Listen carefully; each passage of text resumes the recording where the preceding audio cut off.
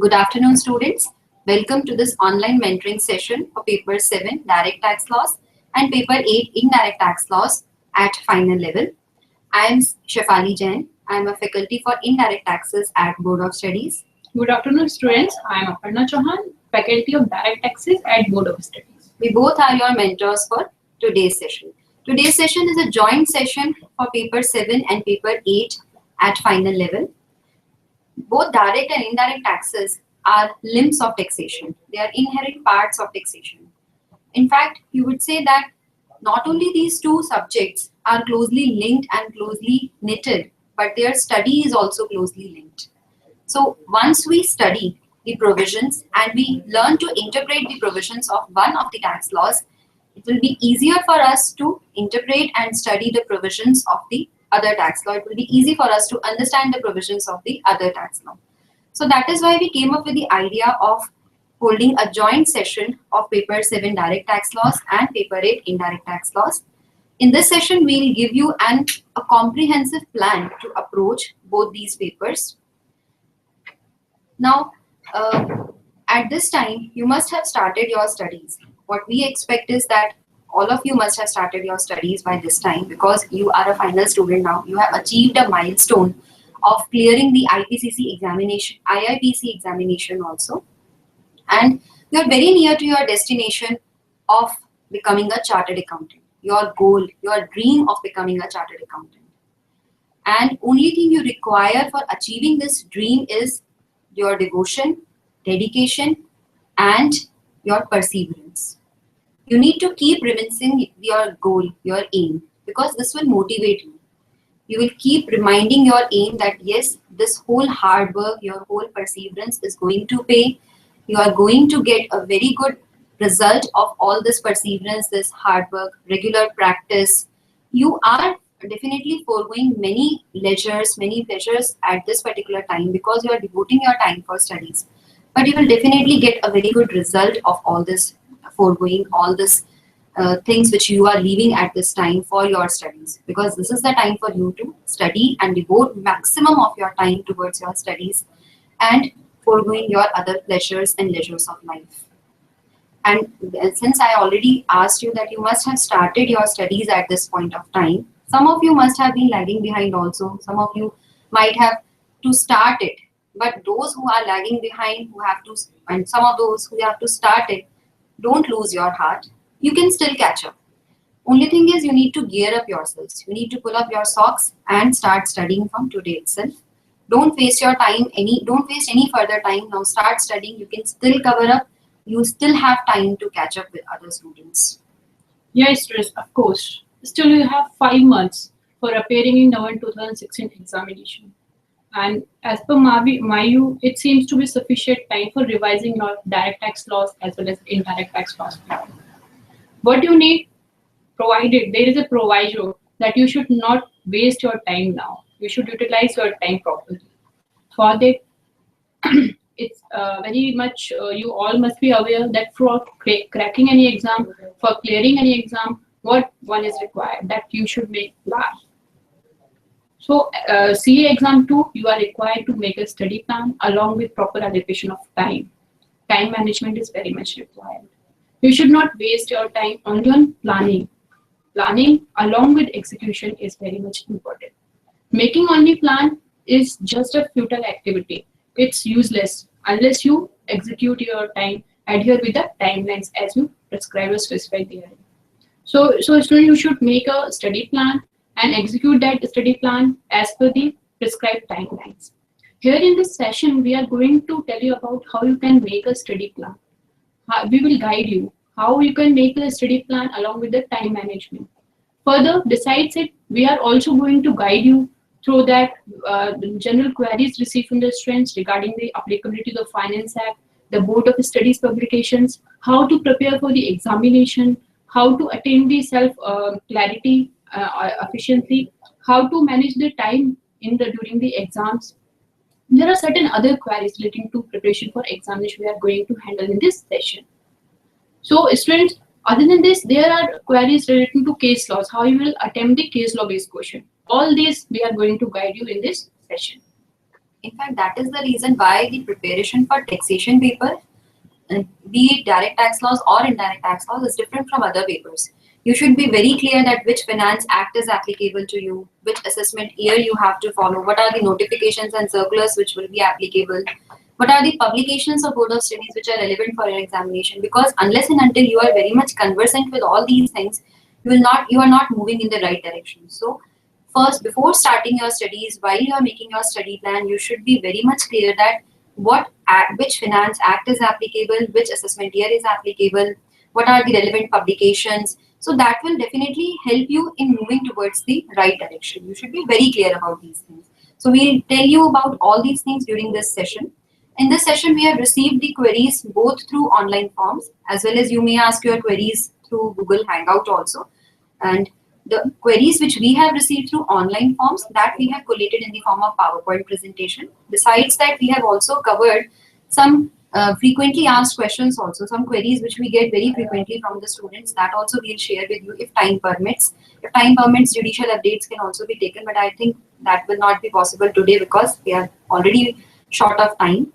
But this will definitely help you. The queries which students generally ask, maybe that query is there in your mind. In fact, any query which you have in your mind, you can ask us, any preparation related query. This is the forum where you can ask these queries. Okay, so now we can move to PPTs.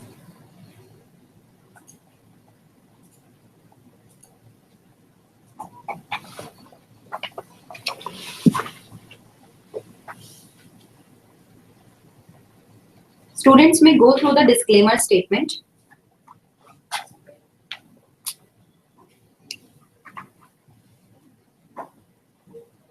Students are advised to refer to the study material, including supplementary study material, if any, and other relevant legislation for latest provisions or amendments required for forthcoming examination.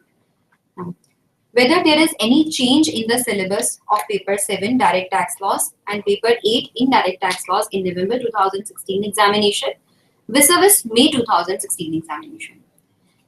This is a very general confusion which is prevalent among students community, is that every time there will be a change in syllabus. In every consecutive attempt, there will be some change in the syllabus, or they have to ensure that whether there is change in syllabus or not.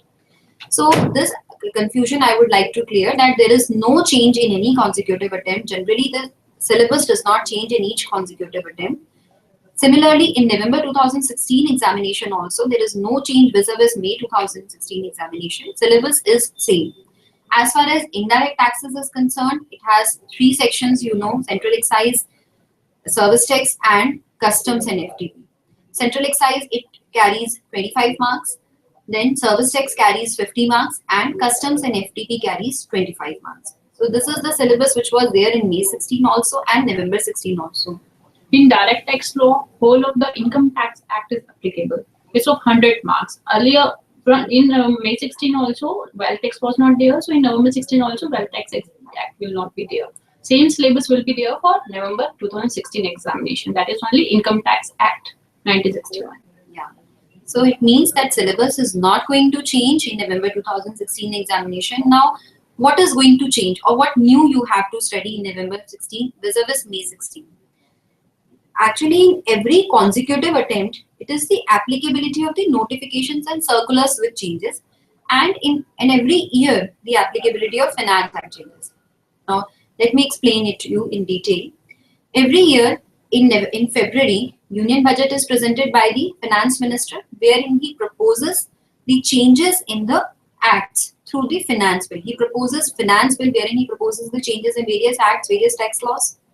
Now, this budget is, or you can say this Finance Bill, is discussed at length in both the houses of the Parliament. And once it gets passed in both the houses of the Parliament, it is sent to the President for his assent. After getting the President's assent, the Finance Bill becomes the Finance Act. And in an election year, this Finance Bill is presented after the formation of the new government. So this is only this pattern only changes in the year in which new government is elected. Then this Finance Act, it amends the various sections of the tax laws. In indirect taxes, the central excise, service tax, and customs.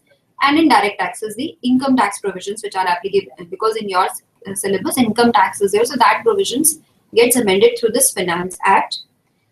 And the Finance Act of a particular year is applicable for the 2 consecutive attempts of the next year. For example, the Finance Act 2015 is applicable for May 16 examination as well as for November 16 examination. That means Finance Act 2015 was passed in 2015 and it became applicable next year for 2 consecutive attempts, May 16 and November 16. As far as the notifications and circulars are concerned, notifications make changes in the rules. Generally, notifications, they amend rules or existing notifications. And these notifications and circulars, they can be issued at any time during the year. They are issued round the year. So you can make changes through notifications at any time during the year. And therefore, the notifications and circulars issued 6 months prior to a particular examination are applicable for that examination. For example, in May 16 examination, the notifications and circulars which were issued till 31st October 2015 were applicable. Similarly, for November 2016 examination, the notifications and circulars issued 6 months prior to the examination, that is 30th April 2016, will be applicable. So this is the basic structure or basic criteria we follow for the applicability. So as far as November 2016 examination is concerned, once again I would repeat that Finance Act 2015 will be applicable, as well as the notifications and circulars issued till 30th April 2016 will be applicable. So students, don't get confused with the Finance Act 2016. It is not applicable for November 2016 examination. So the amendments made by this act will not be applicable on you, even if it is passed prior to 6 months before examination, since Finance Act 2015 is applicable for November 2016 examination.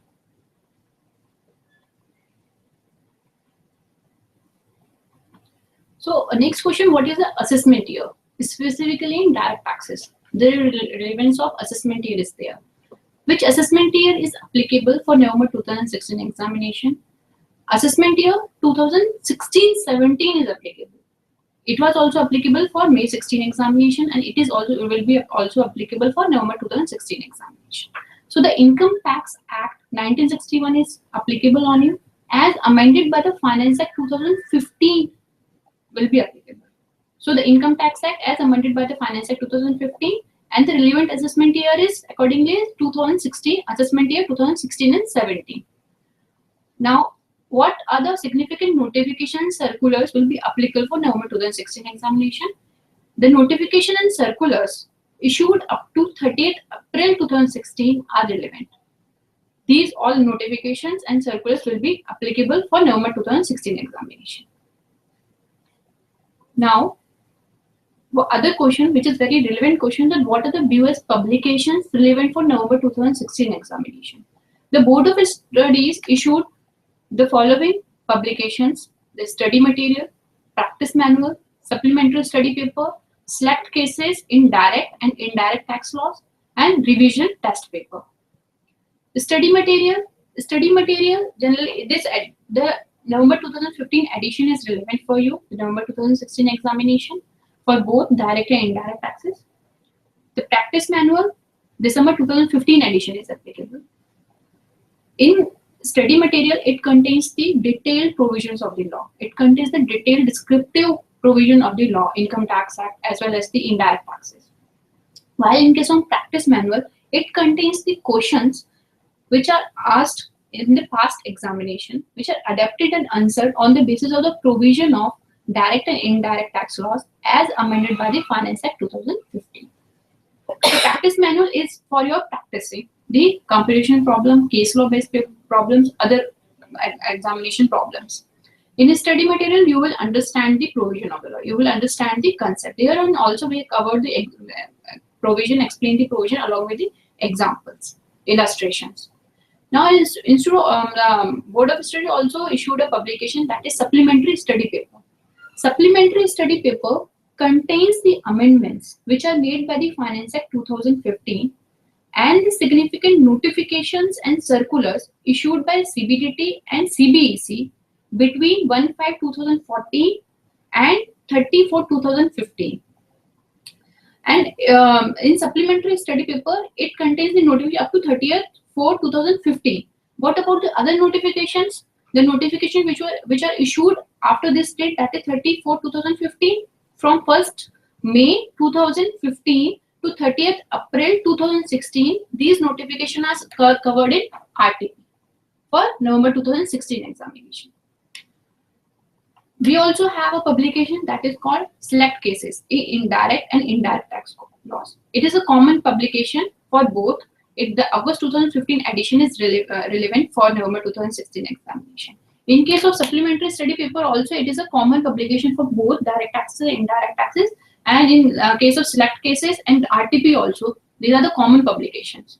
While in case of study material, there are 3 modules in direct tax laws paper for study material, and practice manual there is single material. And generally students confuse with the reprint edition. There is a difference, the revised edition and the reprint. This is in the revised edition we cover the updates which are made by the Finance Act and the notification circular issued which are relevant to you. So don't get confused with the reprint edition or the revised edition. You should purchase the edition which is relevant for your particular examination. For November 2016 examination, for study material it is November 15 edition. For practice manual it is December 15 edition. Select Cases it is August 2015 edition. For RTP, every time we come with the RTP for a specified examination, that is our RTP for May 16 is different and RTP for November 16 is different. It is not common for both examination. So you should go take the RTP for November 2016 examination, right? Now, where do we study the latest amendments relevant for November 2016 examination? The latest amendments, the tertiary updates, are generally covered in the supplementary study paper 2015. It covers the amendments made by the Finance Act 2015 as well as the significant notifications, circulars issued between 1/5/2014 to and 30 for 2015. What about the other notifications? These have been covered in the RTP. The notification and circulars are covered in by way of annexure part 1. It's a part 1 statutory update of annexure to RTP. It contains a significant notification which are issued between 1/5/2015 and 30/4/2016. So you will get the statutory update, the legislative amendment from these 2 publications, that is supplementary study paper or the revisionary test paper for November 2016 examination. What about the judicial updates? Where do you study the latest case laws relevant for November 2016 examination? The latest case laws you will get to know from Select Cases, Indirect and Indirect Tax Laws. August 2015 edition is relevant for you, and other case laws, judicial updates are covered as an annexure in part 2 to the RTP for November 2016 examination, wherein also the circular which are issued after 1st May 2015 to 30th April 2016 are covered in the RTP. In fact, I would say that this judicial update, as far as the case laws are concerned, you should inculcate this habit of reading the case laws on a routine basis. It should not be a one-day job, or it should not be for examination purpose only that you should refer these case laws, because you know that these judicial updates will definitely help you in discharging your articleship problems also and knowing the law better. So you should regularly study the tax journals which are available with you, and side by side you should refer the Select Cases as well as the case laws given in RTP.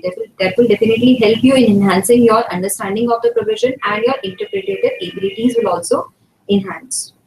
One thing I would like to here add that if students have an earlier edition of study material, that is November 2014 edition, then they should read this study material along with the supplementary study paper 2015, which explains the amendments made by the Finance Act 2015. Further, it is also advised that you should go, if you have the latest edition also of study material and practice manual, even then you are advisable to go through the supplementary study paper itself, because it contains, at one place you will get all the amendments made by the Finance Act 2015. and these are been explained in a tabular. They have been explained with the aid of example and a tabular presentation for better understanding. So you should go through the supplementary study paper separately also.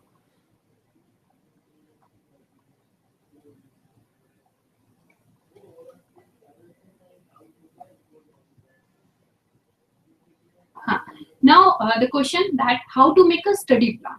This is in everybody's mind that how to make a study plan, and there is no specified manner, there is no specified design that you can follow. It depends on every person's ability and caliber. So you should make your study plan according to your timelines, according to your ability. But here we are going to guide you that how you can make it. So for making a study plan, what you all required is that you should know that what is your aim, what you have to achieve, what is the requirement from you from the examination point of view. So you should know that what is your syllabus, what you're going to make a study plan. So know your syllabus. You must be aware that what is your syllabus, what is required from you. At final level, the advanced level of knowledge is required from you. That you must be able to apply this knowledge in a actual practical scenarios, right? So if you are aware, then you can make your plan. You are aware with the syllabus, then ascertain the applicability of Finance Act. Specifically in the case of tax paper, it is very much required that which Finance Act is applicable. We already told you that Finance Act 2015 is applicable.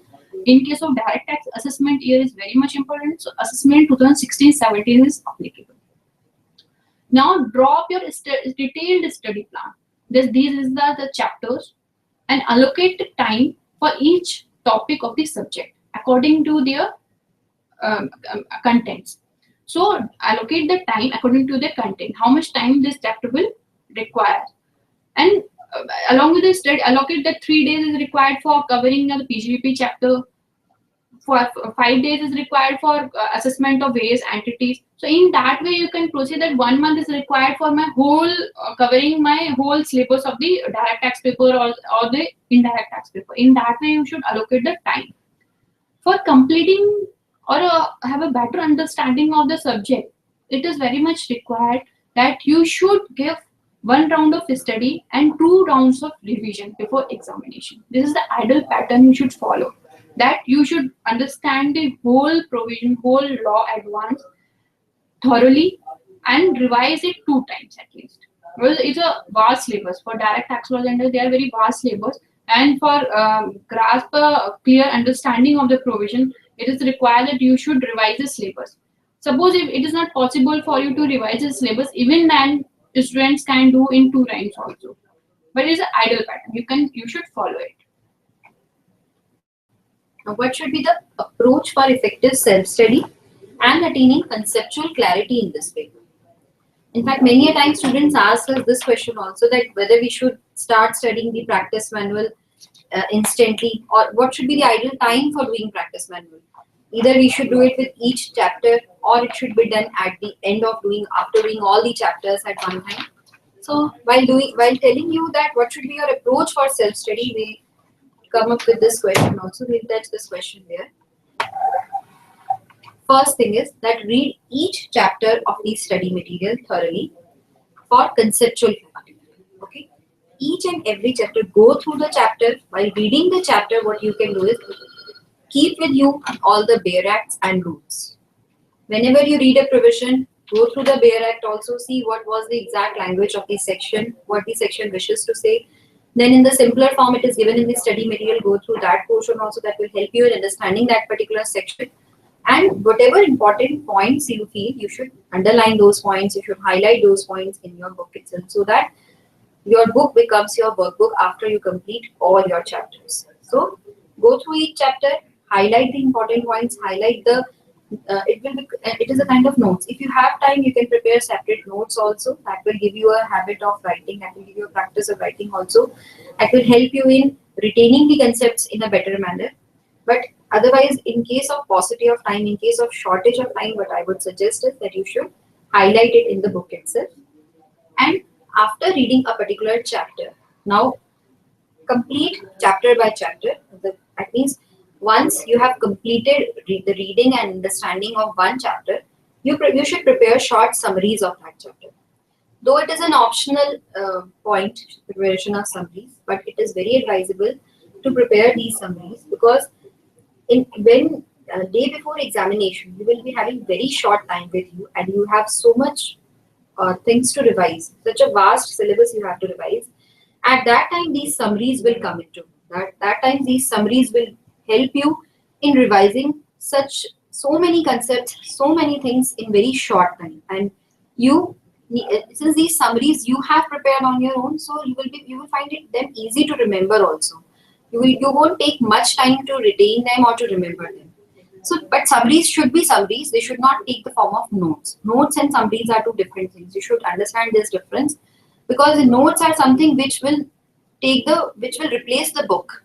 You may not require to refer the book again once you have prepared your notes because they are very detailed. You will try to cover everything in those notes. Nothing will be left in the book because you are just converting them into simpler words. But when it comes to summary is something which is very short. It only gives you a glance of the provision. It only has the keywords in it, and you get an idea of the whole provision. But they are very short because that is when only these summaries will take less time to revise. Otherwise, notes definitely will take more time for you to revise, so that will not serve the purpose. Summaries is the only point. The only point in preparing the summaries is that they take less time to revise. In these days, there are summaries available in the market also, in practice manual also. Uh, so the summaries are available in market in many forms. So that those summaries, sometimes students refer those summaries also. In fact, we are not barring you from referring any other material. Only thing is that something which you prepare on your own is more useful for you. So you should prepare these summaries on your own, and these summaries you will take less time to revise. These summaries will help you in practicing to how to write. You will get a practice of writing also. So that is why we are suggesting the summary preparation. After preparation of summaries, next step is you go through the practice manual. You work out the questions of the particular chapter from the practice manual. Now, what is the ideal approach of doing the practice manual? First thing is that practice manual should be done with each chapter. That is the frequently asked query to us, that we should do practice manual after covering the entire subject or chapter by chapter or topic by topic, which is the ideal way of doing the practice manual. So we would suggest complete the entire chapter because many concepts are interrelated in a chapter. You may not be able to solve the question unless and until you read the entire chapter and be conversant with its provisions. After reading the complete chapter, here I am saying topic of study material, that means the chapter contains all the interrelated topics. So after doing a particular chapter, you work out the questions from the practice manual, and the ideal manner of solving the practice manual questions is that first of all you see the question and solve the question on answer on your own, and then you check your answer with the solution given in the practice manual. This will help you in finding out the areas where you are lacking, where you are committing mistakes. Wherever you are coming, those points where you have committed any mistake, or those points where you find that these points were difficult, you were not able to crack them in the first instance, those points you can highlight in the practice manual itself, that yes, this was the issue which I found after doing this particular question. So after doing the practice manual, wherever in those questions which you find some tricky issues were there, some tricky point was there, or some point was there which you feel that day before examination you should revise, this is the important point, all those points you should highlight. And you should select those questions only which are different from the rest of the question. That means, suppose there are 40 questions in a chapter. If you try to shortlist the questions which have some issues, some technical points, some tricky point in them, you should select only those questions. So that will shortlist it, that will reduce the number of questions to from 40 maybe 15 to 20 questions. And in those questions also, where whatever tricky point was there which you were not able to solve or which you find tricky, you should highlight that point and try to summarize the treatment of that particular point and then in there itself, so that it will become a summary kind of a thing. That yes, this was the issue and how this has to be treated. Then this process has to be repeated for every chapter, every topic. Read the study material, prepare the summaries, work out the questions from the practice manual, and then compare your answers with the answers given in the practice manual to identify your mistake and your weak areas. After completing the first round of study, summary of each chapter is ready with you. and you have gone through the practice manual once.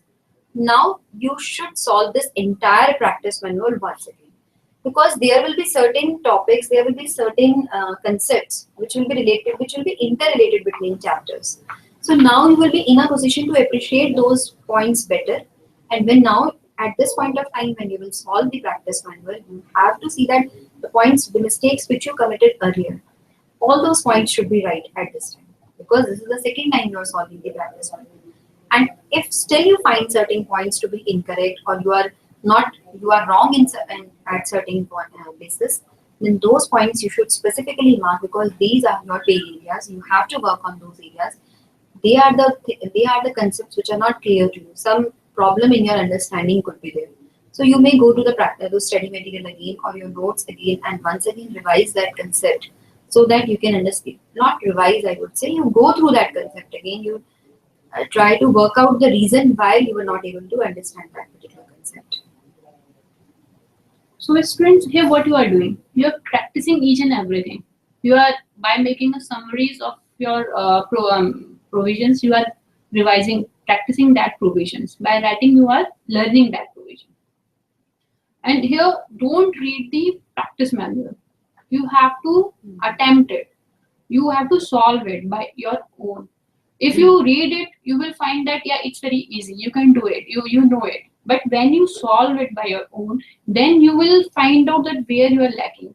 It will improve your presentation also. Presentation matters a lot. Presentation of a question carries marks. Every step, every presentation, working notes carries marks. So you should try to present your solution of the questions given in the practice manual in the manner provided in the practice manual. Try to do it. You should not be very detailed. You should not write the detailed reasoning, detailed notes in brief, because you have paucity of time during the examination. You cannot write whole or the provision, whole or the detailed manner in which the practice manual is given. In the practice manual, we given the detailed analysis, detailed explanation of each and everything for understanding of your concepts. But in examination, what is your required? That you should briefly, you should give your reasoning clearly, briefly, right? So you should you should solve the practice manual question by your own. Don't read it, because you will be overconfident that you are aware, and you will not come to know that where you are lacking. So attempt it, and then match. When you solve your whole answer, then I match with the solution given in the practice manual. This is the strategy you will follow when you are revising the practice manual second time or the third time. Again, you have to do the same thing, right? So key is the practice. You should practice. More you practice, more you perform well. And many a time students come to us and we find that their main problem is that they do not solve the practice manual, they only read it. And they feel they have covered the practice manual. So only reading the practice manual will not help you. Practice manuals, especially in taxation papers or any other practical paper, are not for reading.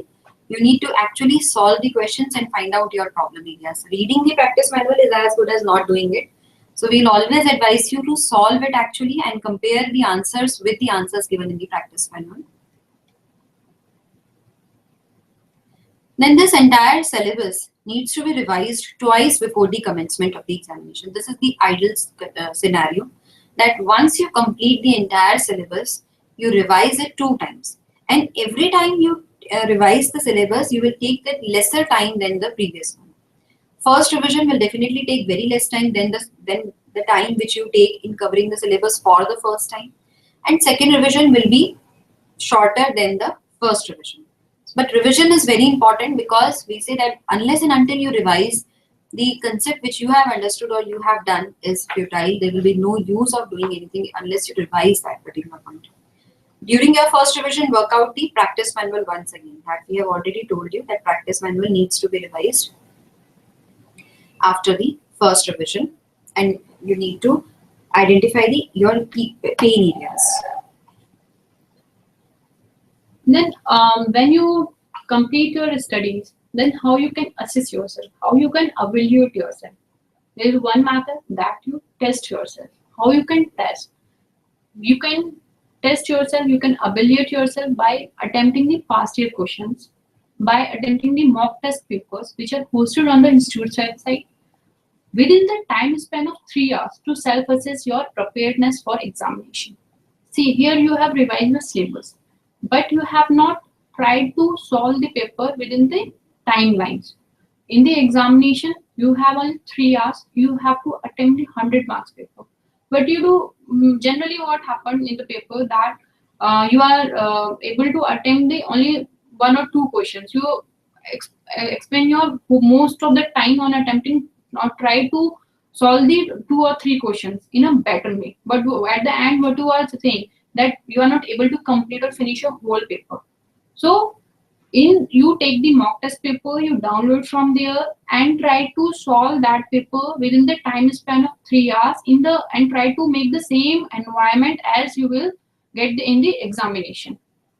In case of past year question paper, since tax laws are generally amended every year, every finance act, so you should keep in mind that while attempting the past year question papers, you should have to be in mind that what are the amendments which has to be updated. The question papers or the solution of those suggested answer has to be updated according to the amendments made by the Finance Act 2015 as well as the other notification circulars which are relevant for November 2016 examination. So student, a past year question paper will give you an idea what type of question papers can be asked, what is the manner in which the question can be asked from you or to you in the examination. So you will get this idea from the past year question papers. Further, when you do all these exercises, then you have the revision test paper. There also we have provided you several questions and answers. Therein, what you can do, you can attempt the questions first and try to solve the questions by yourself. When you finish the question itself, then match your question with the answers given at the end of the every question. Then you match your answers with the given solutions, and then again you will come to know that where you are lacking. Then you can go and prepare that provision of law itself again. So this is the manner you can assess yourself for that how is your preparation for the examination. Now let us move to some live queries.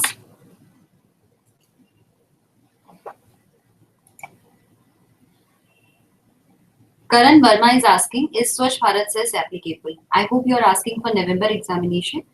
Nevertheless, it is applicable for all examination November 2016 onwards, because the Swachh Bharat Cess, it became applicable from 15th November 2015, and we have already discussed that all the notifications and circulars which are issued till 30th April 2016 are applicable for the November 2016 examination. So therefore, Swachh Bharat Cess is also applicable for November 16 examination. It was not applicable for May, but for November examination, it is applicable. So Darshan asks that as it was mentioned in the journals of ICI, the judicial updates relevant for November 16 examination are up to 30/4/2016. Yeah, of course. Where can we get access to those amendments, updates, case laws, circulars, notification issued between this? So all these judicial updates are being covered in the RTP, Revision and Test Paper for November 2016 examination. From 1st May 2015 to 30th April 2016, all the judicial updates as well as the statutory updates are covered in the RTP for November 2016 examination as an annexure, Part 1 and Part 2.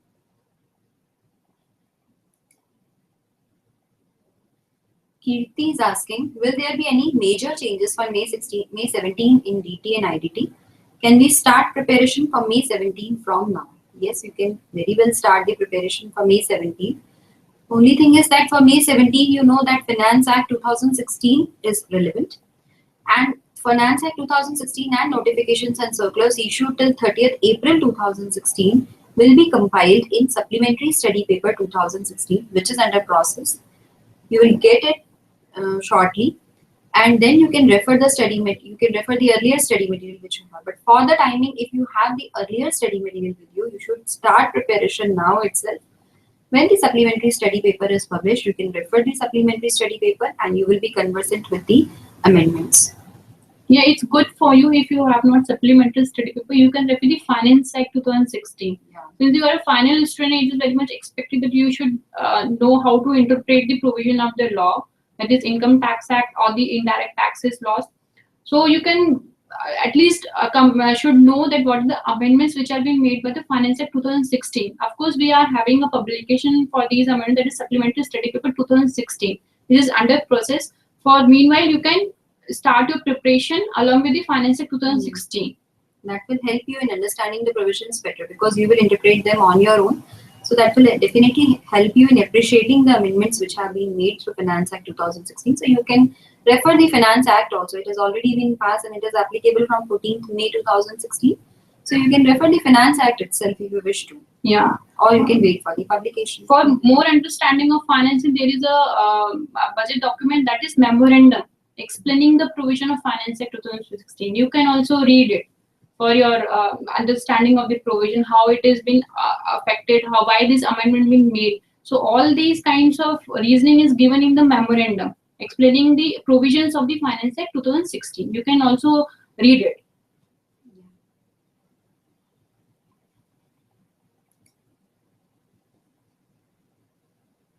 Karthik is asking, ma'am, please give some updates as in DT and IDT.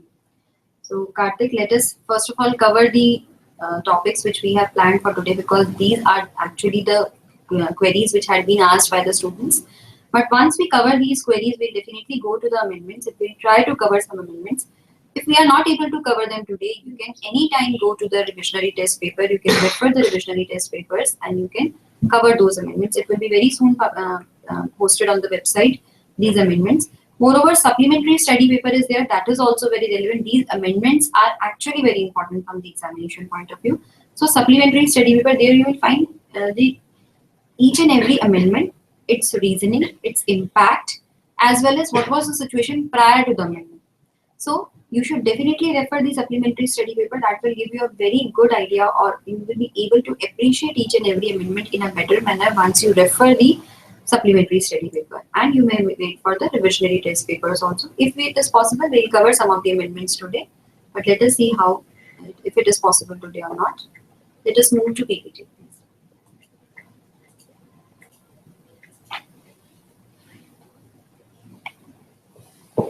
So what should be the strategy for revising the course? This is generally asked question. That how we can revise in such a vast syllabus.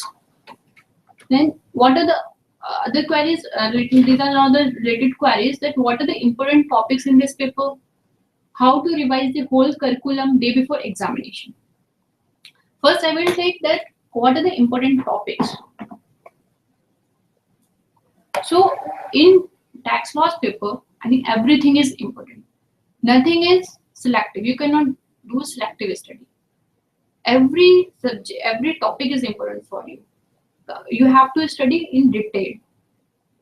Selective study will never fetch you success. It will never lead to success because you know that it is a professional examination. Chartered accountancy examination is a professional examination. So definitely shortcuts cannot lead to you to success. You need to study each and everything, each and every concept you should thorough with, because you know once you come to, even if you are able to pass some or the other way, but once you come to the practice, once you go to industry, you actually try to implement those things, apply those things, you will find it very difficult unless and until you are thorough, you are conversant with each and every provision. So we will never ever recommend the selective study. We will never say anything is important, something is important, other is not important. Everything is important. You have to make a comprehensive plan. You have to study the subject comprehensively. Each and every topic has to be dealt with equal attention and equal devotion. All the topics are important. Each topic carries equal weightage. You have to study everything. Only thing is that when you revise before examination, day before examination, you know you have very short time left with you. So we have already told you summaries are there, and in fact Aparna will definitely highlight you that how you can easily revise day before examination when you are in such a hurry and you have to cover so much of things. Only thing I will tell you is that when I say that certain topics for indirect taxes, certain topics which you need to focus, you know that amendment based question is generally asked in the examination. Generally one question is based on amendment as far as we see the past year papers trend. So one question is generally on the amendments. So you should focus more on the amendments. You know that this is generally asked. Then the next thing is the computational problems. Now generally two computational problems are there. So that is also a major area in the examination. So as far as central exercise is concerned, the computational problems can be asked on the valuation, or they can be asked on SINVAT credit. Sometimes it can be SSI computation also. SSI, you have to determine whether the a unit is eligible for SSI exemption, or if it is given it is eligible for SSI exemption, you may be asked to determine the current year's excise duty liability. So these are the areas, then you know that these areas you should focus day before examination, because these are the areas from where the computational problems can be asked, and these topics have to be done keeping in mind that the computational problems can be asked from these topics. Interest computation can be asked from you. Pre-deposit computation can also be asked. These are the areas where computational problems can be asked. Generally, we feel that computational problem means valuation SSI, but no.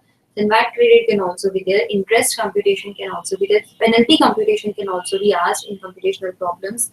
Then, as I already told you, pre-deposit can also be asked, and there can be other areas also. So these all areas should be strengthened from the point of view that any computational problems, because computational problems definitely require the application of the provisions. So you have to do these topics very thoroughly and study these. You have to have special focus on these topics before examination.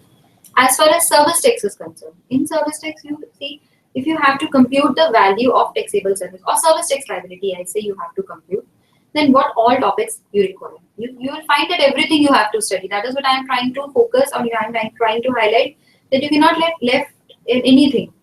When I say you have to compute a service tax liability, then in that case you should know what is service, because first of all you will check whether this particular activity is service or not. If it is service, you will see whether it comes under the purview of charging section or not. That means it is taxable or not. Charging section says negative list is not under the, is outside the purview of the charging section.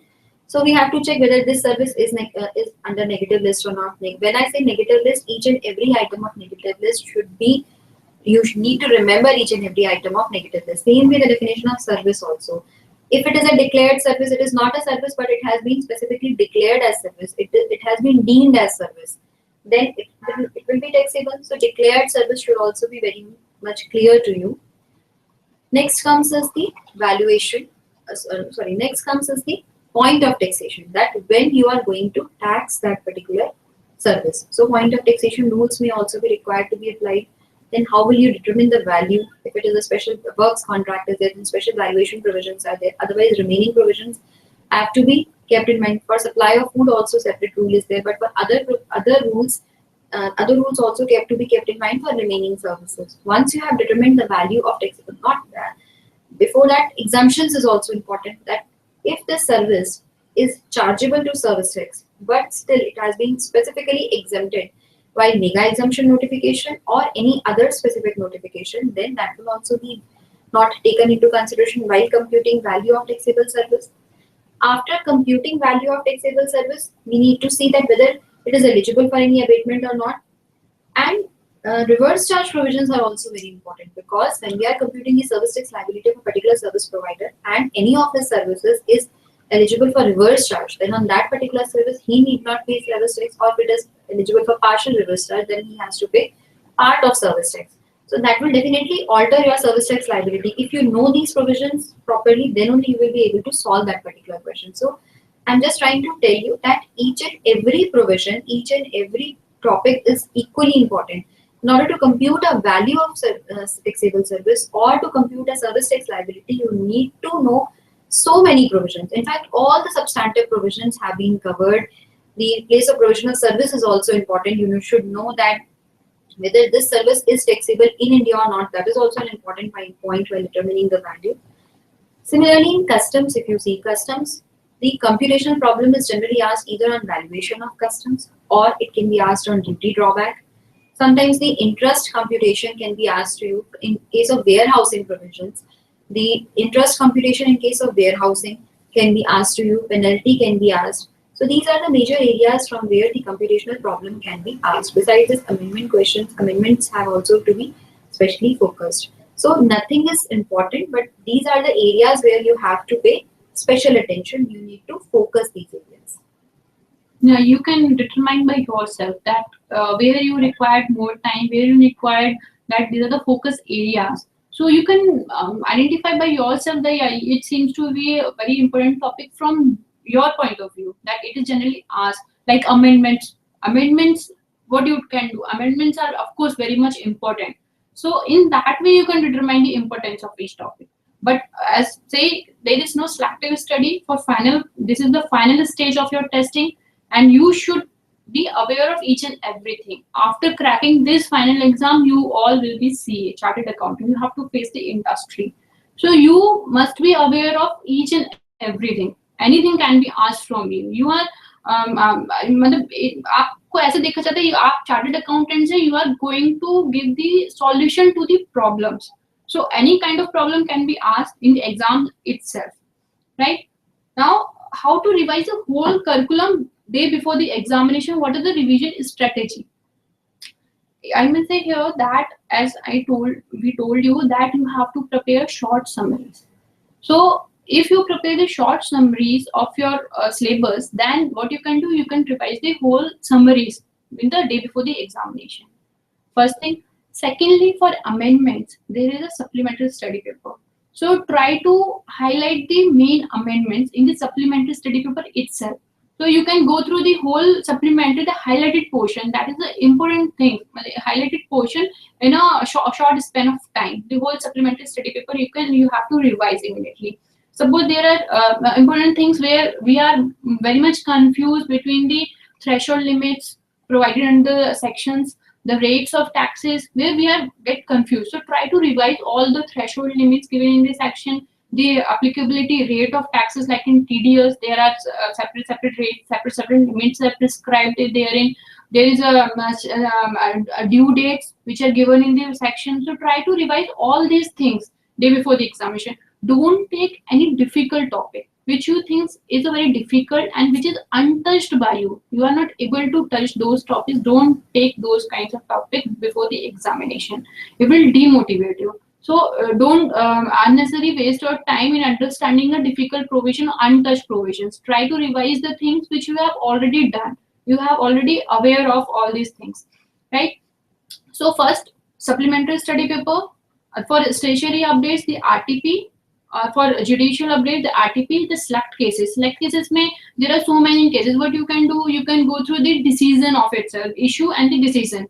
Because you are aware of the issue, you already had gone through all the select cases, the select cases given in your practice manual, everywhere. So whatever you can, what you can do, you can go through the highlighted portion, highlight that. If you have the summary, that's well and good. If you are not able to make the summaries due to a short span of time, what you can do, you can highlight that portion with a highlighter.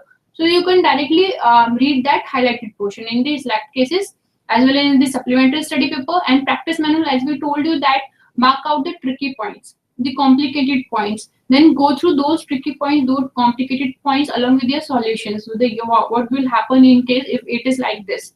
Then those things you can revise before the examination. It will help you to revise your retain all the complicated provision, the important or crucial aspect, the tricky points which can be asked in the examination to remove the confusion. Because day before it is not possible for you to understand the whole thing. It is just you have to revise, you have to just recapitulate all the things for appearing in the examination. How to improve performance in the examination or how to get good marks. Every student's ultimate aim is to score good and to perform well in the examination. And in fact, your preparation only determines that how well you perform in the examination. But there are certain additional points also, there are certain other things also that can definitely help you in performing better in the examination.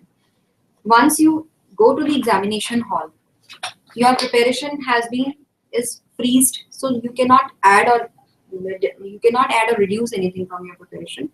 So now what is left with you is your presence of mind and how you approach the paper, how you attempt the paper. Sometimes that also makes a difference in your score. You have done everything, but you have not attempted your paper well. Sometimes that actually reduces your marks or that takes marks from you. So we will tell you some things, certain points which you can remember while attempting the paper. When you start writing the answers, First answer which you should write is the answer to which you know the best. The question which, the answer of which you know the best, you are very much confident that yes, this is my best answer. You start with that answer because definitely it creates a good impression on the examiner. You are considered to be an intelligent student. Examiner will know that yes, the student has actually studied. So he or she is a brilliant student because first answer you have written out so well, it has come out so well that it will create an impression. And first impression is the last impression, it is as it is said. So it is definitely, it will provide you an edge over other students if you perform your first answer, you attempt your first answer properly. So first answer should be your best answer. Then your handwriting. Your handwriting should be legible. Don't try to beautify your paper. I'm not saying that you should try to write very beautifully and write very slowly. No. Keep your pace, maintain your pace because you need to complete your paper on time and you are not given so much time in the paper that you can actually write a very good handwriting. But your handwriting should not be illegible also. Try to maintain a legible handwriting. Try to maintain your pace also, and you have to see your time also which is available with you, but don't write illegible handwriting. Then comes the next point. Now, since we don't write very beautiful handwriting, but what we need to do is we need to attract the attention of the examiner to our paper or to our points. The specific points which we are writing in, or headings which we are writing in every question, we should underline those headings. Any definition which we are writing, we should put those definitions in a box. Try to catch the attention of the examiner.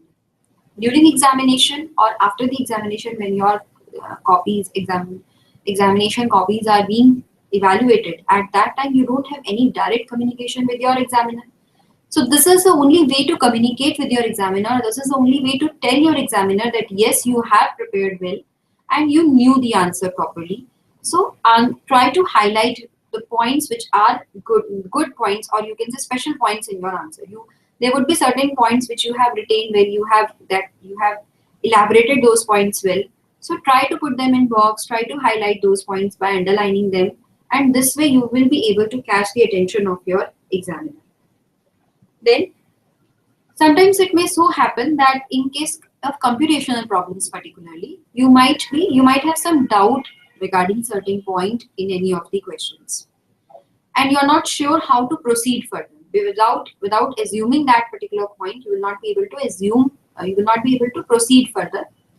So now how to proceed, what to do in that particular case. So what you should do is you should assume either of the situation or either of the cases, and then you should state that assumption clearly in your answer and start solving that answer without wasting time that which way should I go, which one is more correct, or should I attempt it both ways, should I write both the answers, both the alternatives. No, we don't expect you to write both the alternatives or whatever alternatives are possible, all the alternatives. Nothing like this is expected from you. We only expect you to know that yes, this is the assumption which you have made. You should try to bring out the assumption on the basis of which you have solved your answer, and you state that assumption clearly in your answer. Now, the example of it, this could be suppose in indirect tax paper, you are required to compute the value of taxable service, and you have not been given the SSP exemption, that whether the SSC is eligible for SSP exemption or not. So, which way would you assume? You can assume it both ways because, and moreover, you don't have the last year's turnover. Any detail regarding last year's turnover is also not given. So in that case, both the situations can be there. No other information is given, and you have to assume it either way. So you can assume either SSP exemption or not, and state that assumption in your answer, and you solve your answer. If it is not given that the receipts are exclusive of service tax or inclusive of service tax, in that case also you should assume it either way and start solving. In case of SSI exemption also in central excise, if you are not cleared with the question that yes, this SSC is eligible for SSI or not, so you assume either way. But this generally happens, this confusion generally arises in case of SINVAT questions where capital goods credit. In case of SSI, full credit is available. In case of non-SSI, 50% credit is available. And you're not sure that whether the SSC is SSI or not. So you assume it and you start solving it. There could be n number of things where you have some confusion in a question, and you can start solving the question assuming the things. So any assumption which you feel that is required in the question, clearly state that assumption. that the above solution is based on the following assumptions. So whatever assumptions you have made, clearly state those assumptions. Then in the computational problems, you should supplement your treatment of a particular item with the explanatory notes. You should write the reasoning for the treatment of a particular item, that yes, this item has been treated because of this particular provision. These explanatory notes, now this is again a presentation issue, whether you give these explanatory notes below the answer, below your table, computation table, or you give these explanatory notes in the computation table itself. Below the item in bracket, you mention that yes, this is the reason why I have treated this item this particular way. But working notes, as in direct taxes, you are required to compute the working notes also. So we generally prefer, or we generally advise the students that they should mention the working notes below the answer. Below also you can, if they are very long, then it is advisable to make the working notes below the answer. If they are short, then you can make contain the your working notes in the main solution itself also. Okay. So this is the way you have to do it in direct taxes, that working notes, if short working notes are there, retain them in table itself, and if they are long working notes, then you should mention them below the table, so that it does not, it looks better. Actually, presentation wise, it is better to mention them below the computation table. Then section numbers, rule numbers. Whenever you answer any question, your due emphasis should be there on the provisions of law. And you can mention the section number, notification number, circular numbers, case law names also, but only and only in case you know them for sure. You are 100% sure about a section, then only you quote the section. Otherwise, you may not write it, because that might give a wrong impression to the examiner. So don't write wrong section numbers or wrong notification numbers, circular numbers. And moreover, if any instructions are given in the admit card or in the answer sheet, then before going to the examination hall, you should first of all read your admit card carefully. If any instruction is given to you, for example, it is given that you have to use only black and blue pen, then you should follow that instruction. They are important. It is important to follow the instructions which are given in the admit card. If it is given that every subpart needs to be started from a new page, or every question needs to be started from a new page, whichever way it is, whatever it is mentioned in the admit card, you should follow that instruction. So read the instruction card carefully. All the instructions which are given in the admit card, you need to follow those instructions before going to examination hall. This is something for which you should take out time, and you should read them and follow them in the examination hall. Before the examination, take proper sleep, have light food so that you are relaxed. Don't feel panic, don't get panic, don't have any pressure or tension, because whatever you have done till the time of going for the examination hall, that is there with you. Okay, that is your possession. Don't feel that I will not be able to recall, I will not be able to do this, I will not be able to perform in the examination, whatever. There might be many apprehensions which might be coming in your mind. Don't try to carry your book till the last time and keep peeping into others' books also, that what they are doing, I have not, maybe I have left something, I need to do that. Because that creates anxiety, that creates last minute tension also, and you will not be able to cover much in that case.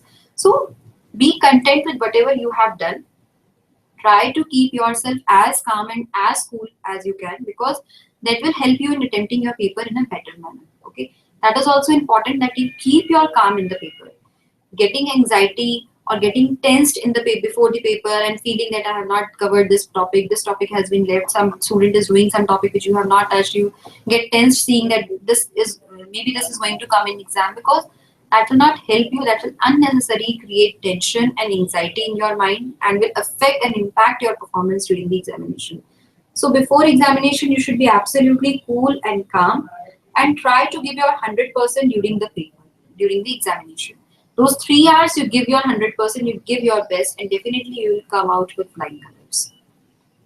Yes, so what you all have to do, that you have to answer the question with due emphasis on the provision of law. The answer should not be sketchy. It should be supplement with the provision itself. It should be in brief, right? So due emphasis on the provision itself. You should keep in mind that lengthy answer will not fetch you good marks. The answer should be to the point and commensurate with the marks allotted to the particular question itself, right? Answer in the manner according to the marks given to the particular question. Don't give a very lengthy answers. Don't fill so many pages for us only 4 marks question or 2 marks question. You should see that what marks is given to that particular question. So according to it, only you provide the solution. In case of computation problem, of course, you should supplement your computations with the working notes, explanatory notes. Working notes is for computation thing, explanatory note which gives you the reasoning for the particular treatment. Suppose support you either with the provision of law or the case laws, as the case may be, right? Then in case of mentioning section number, of course, will add value to your answer. And at final level, it is also expected from you that you should learn the case laws. It will help you in understanding the provision itself. But it is advisable, don't quote wrong sections. If you are very much confident that yeah, this is the correct section, then only quote this section. There is no clear-cut weight is given to the section, of course, but it will add value to your answer. And state your assumption. There are in taxation paper, there are questions which have in which full information is not given. Then what you can do? You can have to make the assumption on what basis you are solving a paper. So don't assume in your mind itself. You have to state your assumption clearly in the examination that yeah, this is the basis on the which you have solved the answer. You should clearly state it in your answer. Avoid using short forms like AO, IT Act, etc. Since a short form, it is not it will not give you a better impression in the mind of examiner that you are using the short form. Yeah, of course, it will save your time, but it is advised don't use. What you can do that in the beginning of your answer, you can mention that assessing officer in bracket this is AO, and in the rest of answer you can use the AO word. But in the from the starting itself, you are using it, then it will not be good. It will not give a good impression. So Yeah. try to avoid using the short forms. In the Sometimes it is also possible because why we are saying short form should be avoided, because each student will have its own short form. Somebody would say Central Excise Act, CEA, or somebody would say CE Act. So that will not be, examiner may not be able to point out or may not be able to find out that which particular term you are referring to. So it's always advisable somewhere or else you provide key to your short forms. Don't provide it at the end of the paper, because examiner is not going to refer to the end and see the key to your short forms. But in the question itself, you mentioned, suppose CCR, Central Sinvat Credit Rules. So Sinvat Credit Rules 2004, in bracket you write hereinafter referred to as CCR, and then you may refer it as CCR because it will definitely save your time. Assessing officer, hereinafter referred to as AO, and then in rest of the answer you refer it as AO. So that will save your time also, and that will give an idea to the examiner also that what you are actually trying to refer to.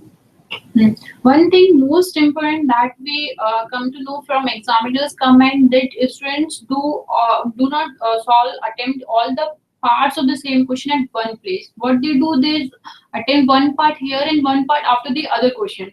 So you should keep in mind that you have to solve all the parts. For example, there are 4 parts in question number 3. So you have to solve 3A, 3B, 3C, 3D at this one place. If you are not aware of, if you are not knowing that what would be the solution of this question, then what you can do, you leave this space and try and go to the next question. When you complete the other questions and you time permits, and you have to come again and try to recall the provision of the law, recall the case law, whatever be the you can in the manner in which you suits that you can attempt, then you should then come again and try to give the solution to that part. But try to solve all the parts at the same place. But keep in mind, don't waste so much of time on a first question. What you do, you select the first question in which you are very much confident. Then what you do, you spend so much of time on the first question attempting. On the what happened, only 2 hours will be there for attempting the other 5 questions. You have to attempt 6 questions. So keep in mind that what is the time limit for each question. You should not see the marks, what the marks will the question will carry. Only you will get that marks. You will not get more than that marks which has been given to the question. So within the time you have to attempt the all the questions. You should try to attempt all the questions. Since all doing only 2 marks best will not fetch you that much of marks, and marks which you can get by attempting all the other questions. Yeah, definitely you should go for all the questions because 3 good answers will not give you so much marks as 6 average answers. Those 6 answers were average, but Definitely, since you have written everything, you have done all the questions, examiner will tend to award you some or the other marks in all the questions.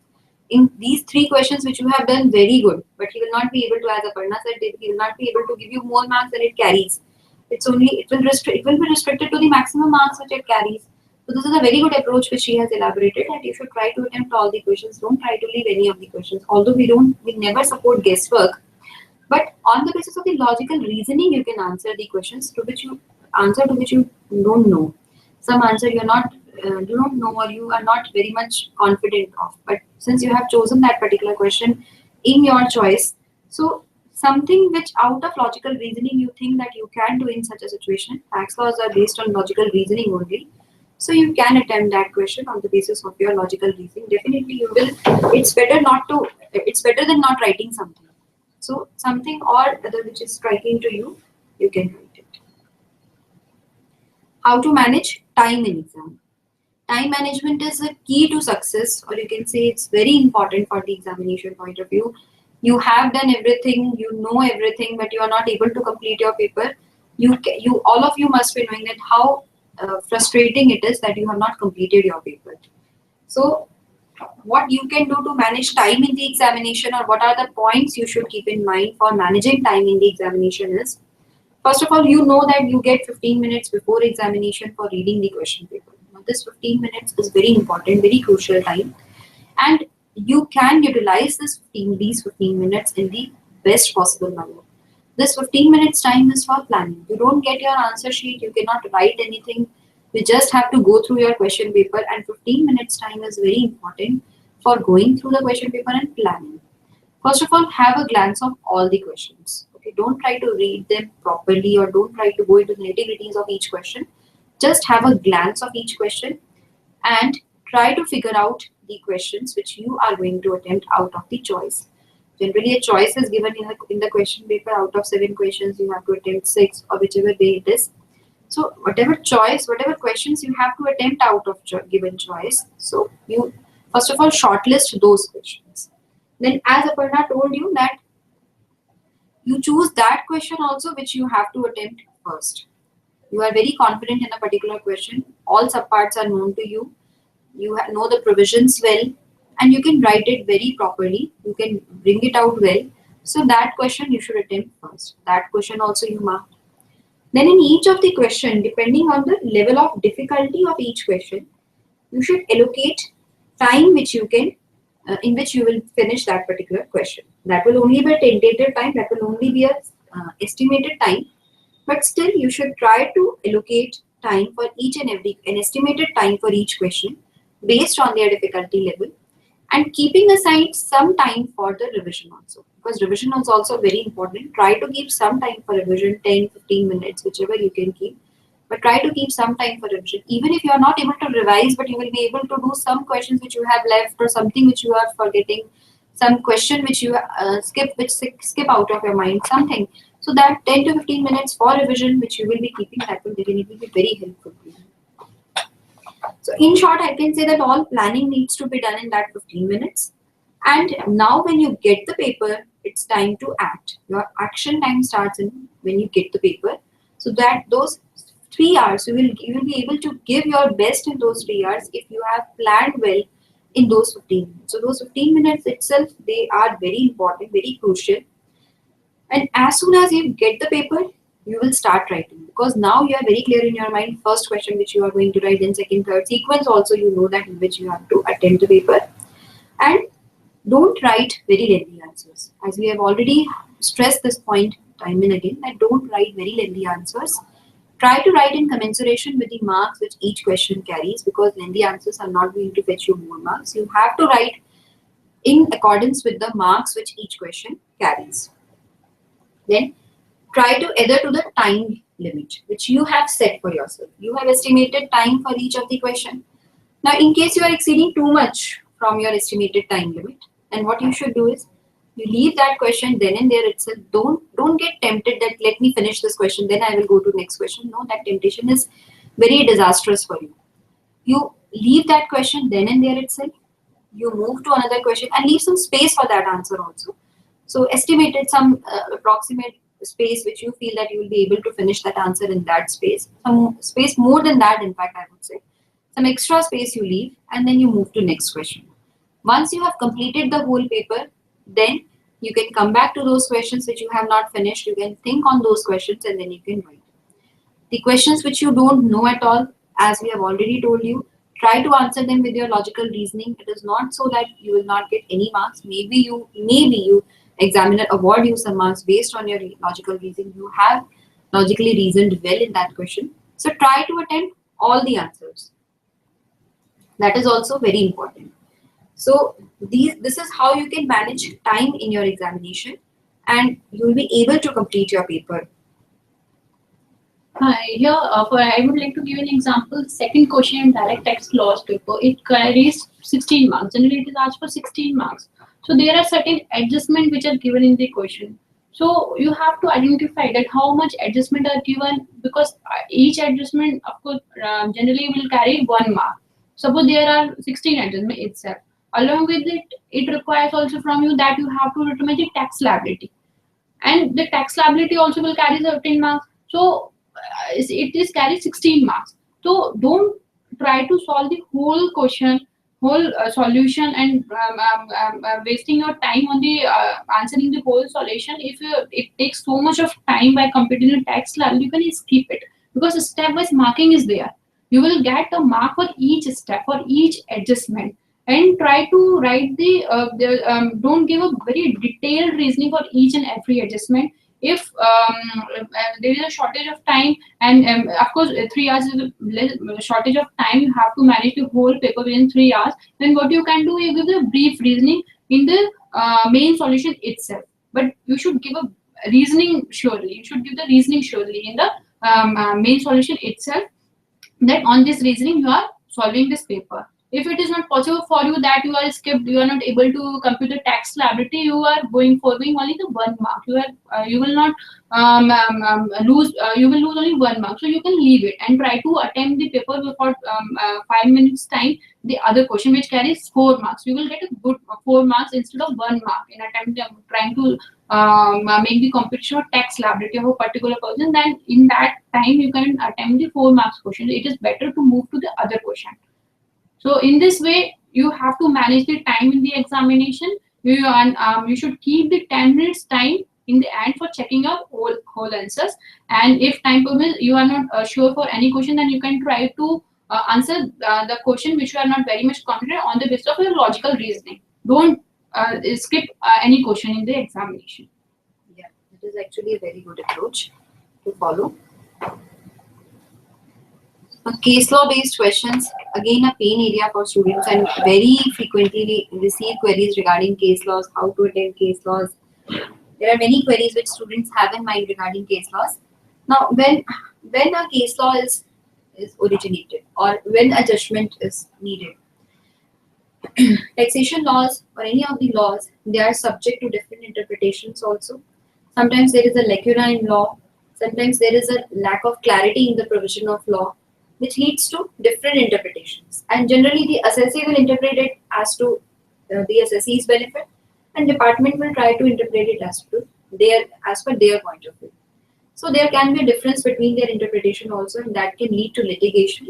And this litigation ultimately it goes to courts, and then courts decide that yes, this is the actual interpretation. This was the actual intention of the legislature of introducing this particular provision. So that is why the courts are required. That is why these case laws are there, and that is why these case laws are so important. Sometimes it is not clear from a particular provision that yes, this is the actual intent of this provision. So when we read a particular case law, we come to know that yes, this was the intention behind this particular provision, and this is how I have to interpret it.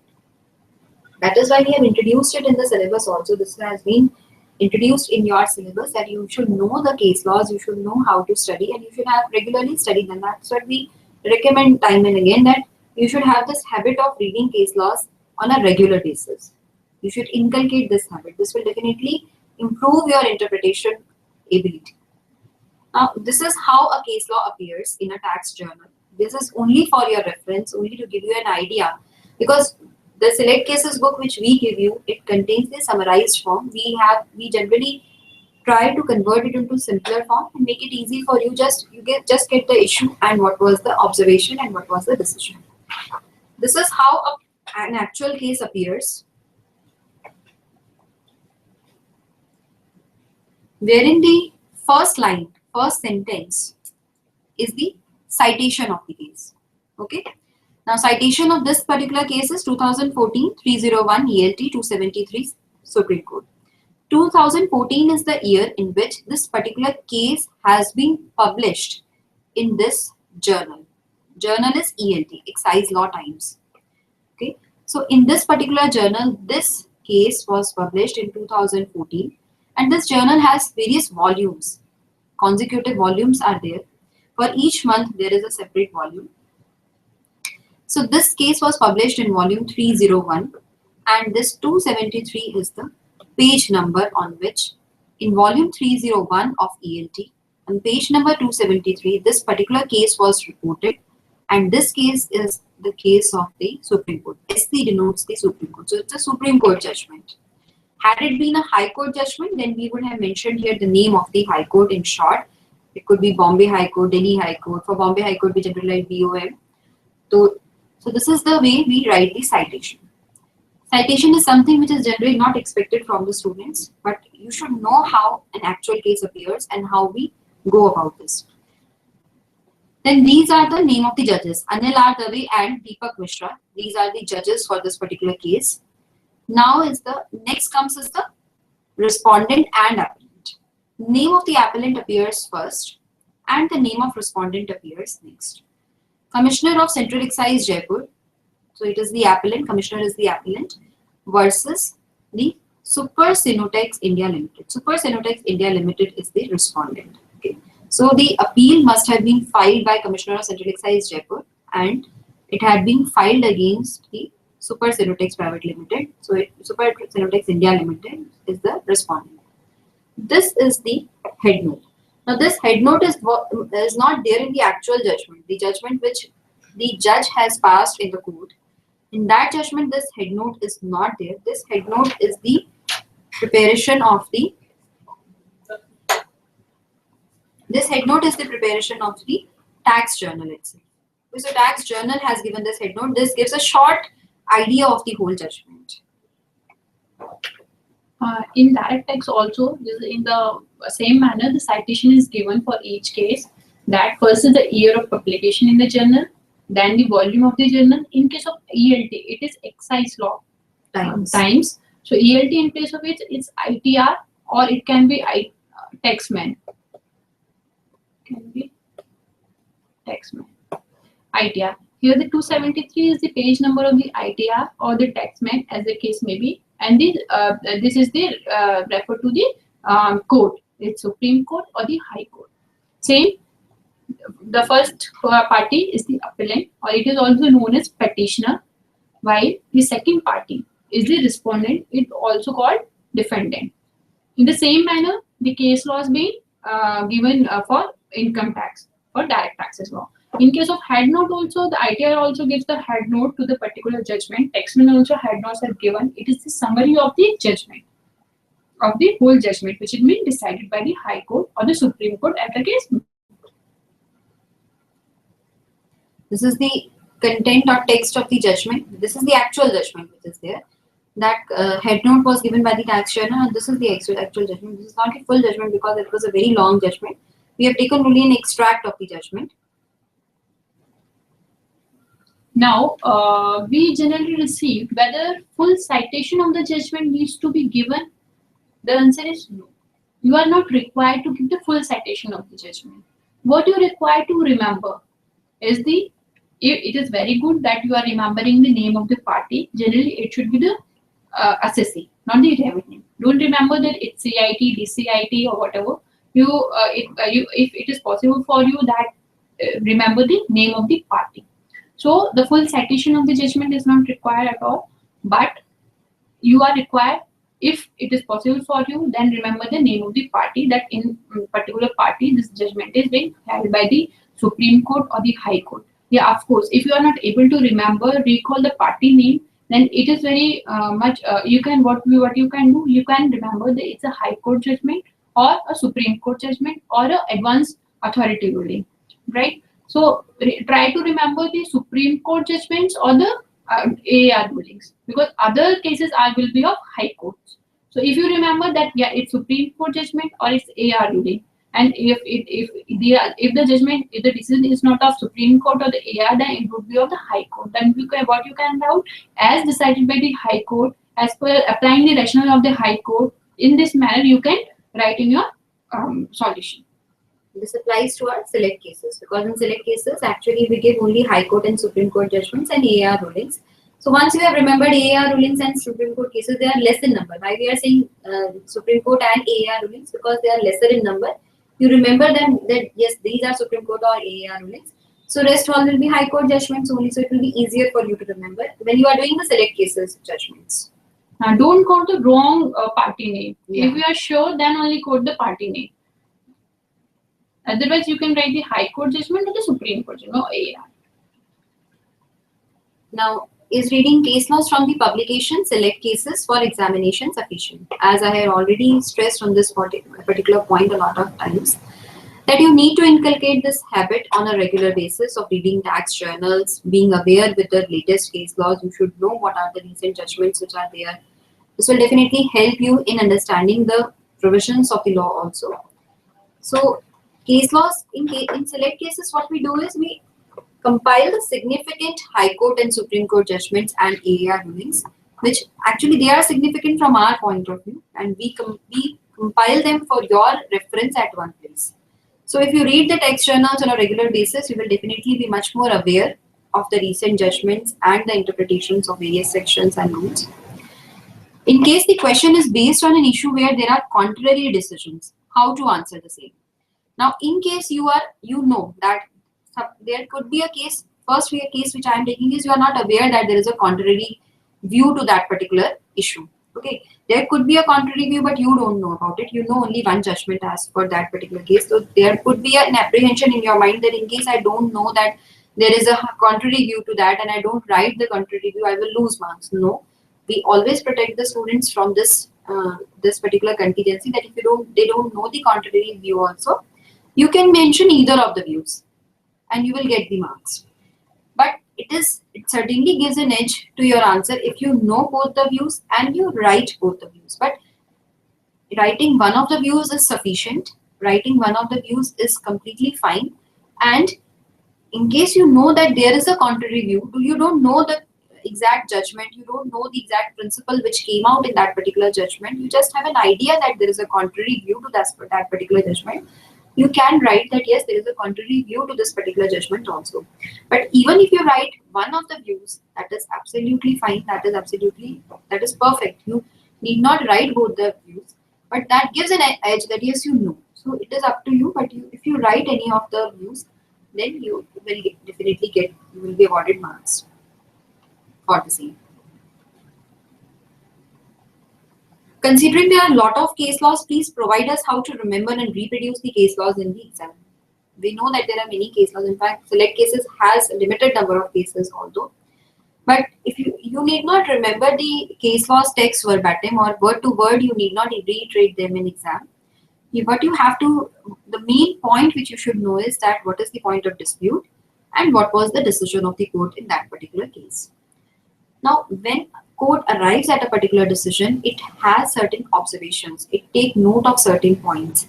Those points that you can say the major points, significant points you should know, and you need to write those points in your own words in the examination. That is not the case that you have to write them word by word, or you have to reiterate them in the examination. You are not expected to do that, but you should know the observations, major observations you should know. So knowing the point, knowing the point of dispute, knowing the decision is very important. But if you know that how this decision or this particular judgment was arrived at, then you will be able to do justice with the answer also. You will be able to come out with the answer properly, because you will explain that how the High Court came to this conclusion. And in fact, when you will try to logically remember the points, that how it came to that particular conclusion, it will become easier for you to remember that particular those significant observations, that how the High Court has arrived or how the Supreme Court has arrived at that particular conclusion. and try to read the case law along with the provision of law. When you read it along with the provision of law and you try to interpret on the reasoning given in the case law, then it will create an interest in all. You will find it very interesting that this is the reasoning on the basis how the provision of law be interpreted by the court. So in one way that there are so many case law, what you can do, you can highlight the main reasoning given in the judgment along with the decision, on the basis of which it arrives at the particular decision. So highlight those portions, and while you're revising those case laws, then you just go through the highlighted portion and revise the whole case laws. Then how you can reproduce the case law in the exam, like what is the ideal manner of answering a case law based question. The ideal manner of answering a case law based question is, first, read the facts of the cases given in the question paper. From those facts, you have to determine what is the issue basically. You should not write the full facts of the cases given in the question in the answer sheet. You have to identify the issue. You have to give the write the issue raised in the question. Determine the issue. That suppose there is a facts of the cases which are relating to the applicability of TDS provision. From under which section the TDS has to be deducted by the assessee. When the assessee has deducted the TDS under section 194C, while the assessing officer has denied the claim on the assessee and determined the tax deduction under section 194I.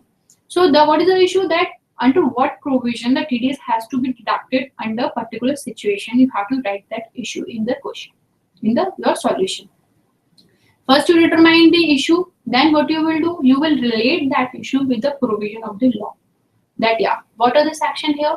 Section 194C is there. Section 194I is there. So you will relate the issue with the provision of the law. After that, when you relate the issue, you briefly discuss the related provision of law. What you will do? You will try to remember the name of the case wherein it was decided. That in the basis of these facts, the facts are related similar to the facts given in that particular case. If it's a high court, if you remember the name of the party, then you can to quote, it's Singapore Airlines or the Jaipur Airlines party. So you can write that the high court decides in this manner. And Supreme Court is a Supreme Court. The facts of the case given in the question are similar to the facts of the case decision given in the Singapore Airlines Limited. So you will relate the facts given the question with the facts with the case law. Then you identify that it is related to that case. Then bring out the rationale of the that decision in your answer. You will then highlight the decision of the case, that this is the reasoning on the basis of which the decision came out in that judgment. So you highlight the observation of that case, the decision. Then you apply that decision in the facts given in your question. That applying the rationale of that particular case, it has been held that in this manner. Then there is a conclusion. The conclusion part is very much important. All the parts are very much important, that you have to conclude your answer in the form whether the contention of the assessee or the assessing officer is correct or not. The question definitely will ask you whether the point raised by the assessee is valid, justified, or the intention of the assessee is correct. Then you have to write in the answer based on applying the rationale of the judgment, the contention of the assessee is correct. If it is like the contention of the assessee is not correct, then you have to highlight it. So conclude your case law based question with the proper conclusion.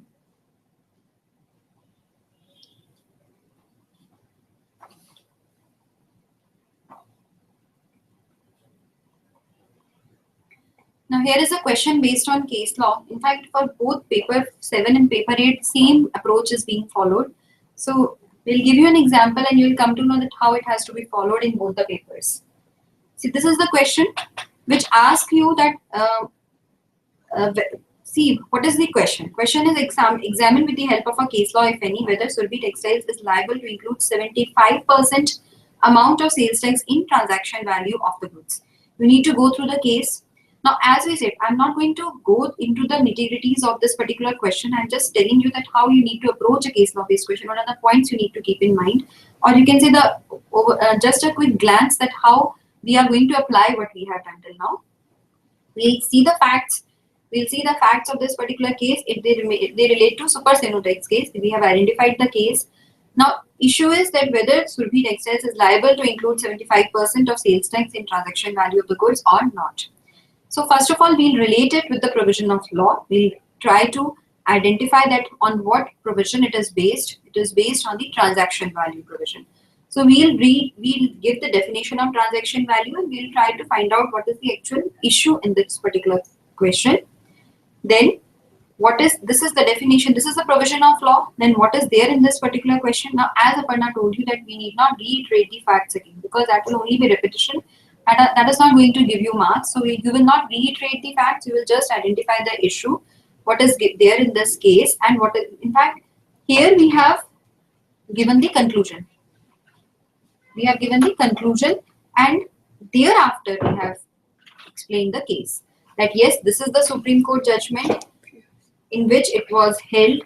Now, what was the decision of the Supreme Court judgment? Then what will be the conclusion in our case? Again, we have given the conclusion. And in fact, since in this case, this view was also endorsed by another decision of Supreme Court, but that was a different case law, that is Maruti Suzuki India Limited, and that's what I told you. Either it is a contrary view or it is a view endorsed in some other case. Now, this is absolutely optional. If you know this, you can write this. But if you are not aware of this point, then it's absolutely fine. You will get the marks in that case also. So let us move to the live queries now. Let us see if some live queries are there. These are the words of appreciation from Karthik. Thanks, Karthik, for your appreciation. And I think we have reached to the end of the session. Hope you understood this session and most of your queries relating to your preparation from November 2016 have been resolved.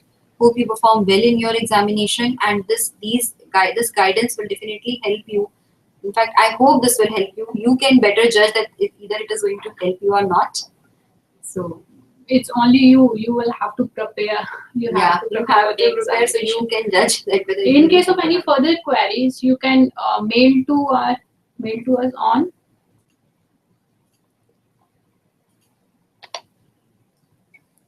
Shefali.jain@ici.in for indirect access, and for direct access queries, you can mail to Aparna.Chauhan@icai.in. So all the best, students, and thanks for patient hearing. Thank you.